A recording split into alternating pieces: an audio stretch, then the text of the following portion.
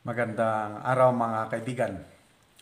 Pag-usapan naman natin ngayon si James Kumar. Yung napabalita na na-confine siya sa Makati Medical Center kaya hindi siya nakadalo sa last na PDLX hearing. Nung nalaman ko na ganun nga, parang na-stroke, medyo ito, personal ko lang ito na opinion, may duda na ako. Kasi si James Kumar at itong si alias Picoy, yan ang magkasangga.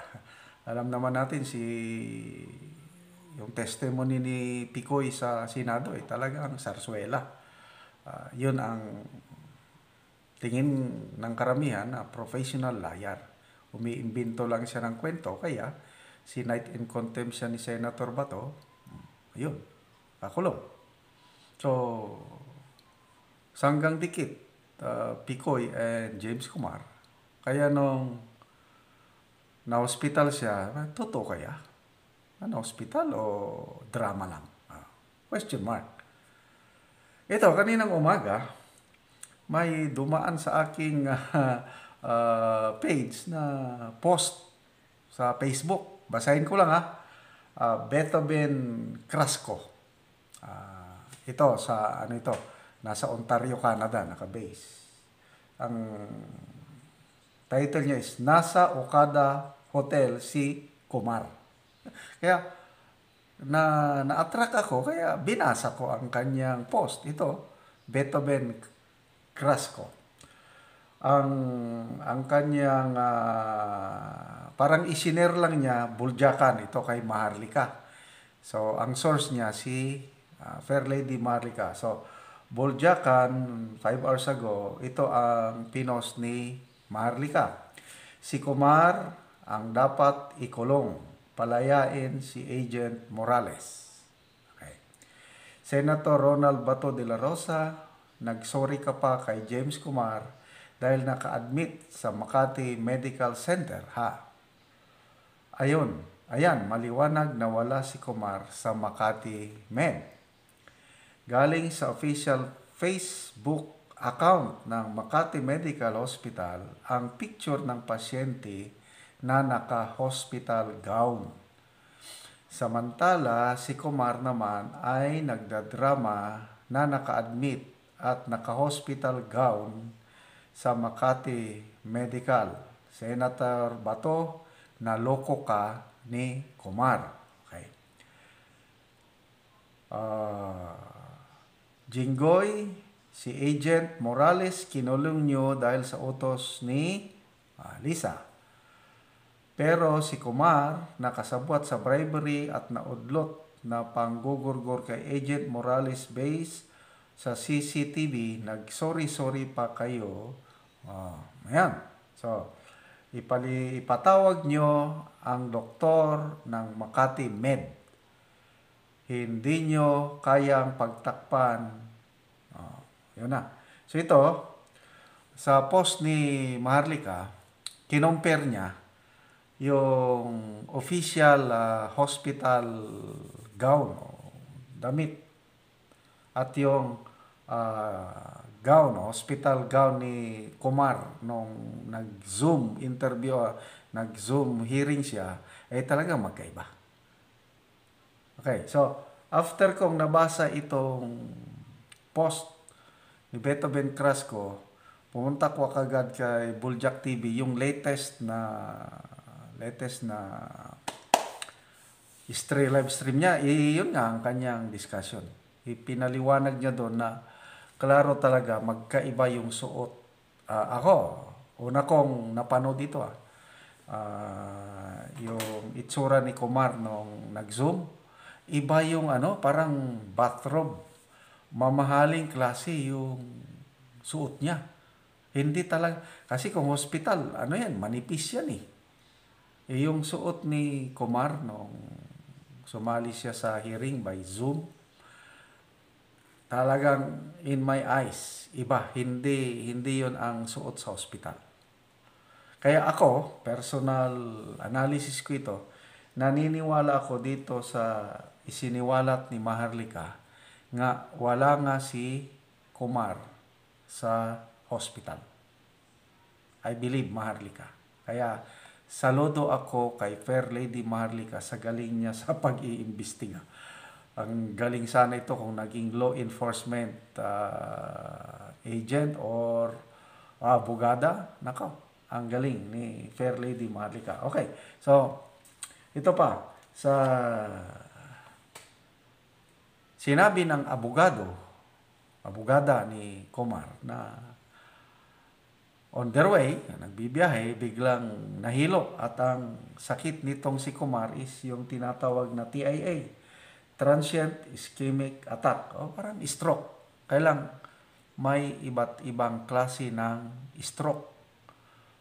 Ito, ni-research pa rin ni Maharlika, believe ako sa kanya, ngayon ko lang nalaman ito, yung Transient Ischemic Attack, it only lasts for a few minutes. Hindi ito yung stroke na bigla ka na lang ma-paralyze na hindi ka na makasalita, hindi ka na makagalaw. Kaya itong sabi ng lawyer na transient ischemic attack, panandalian lang. It only lasts for a few minutes. Kaya siguro, siguro sa nervyos. Kasi iba talaga kung may itinatago kang kamalian at mabubuking ka na. Grabe yung stress yan, magpalpitate ang puso, kung ano. So, dalawa yan Pwede na stroke siya dahil sa kanyang konsensya, kaya dinala. Kaya lang, panandalian lang na stroke. So, dahil panandalian, pwedeng nakalabas na. O, nasa hotel kaya o ano. So, dapat ito, imbestigahan mo. Kaya tama si Senator Bato na itutuloy niya ang PDEA leaks investigation. Hintayin niya na makalabas sa ospital si Kumar.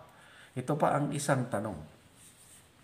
Kung ako si Senator Bato, okay, right in there, pwedeng i-zoom. Kailang, nagpadala ba sila ng tao sa galing Senado o tauhan ni Bato sa kanyang opisina?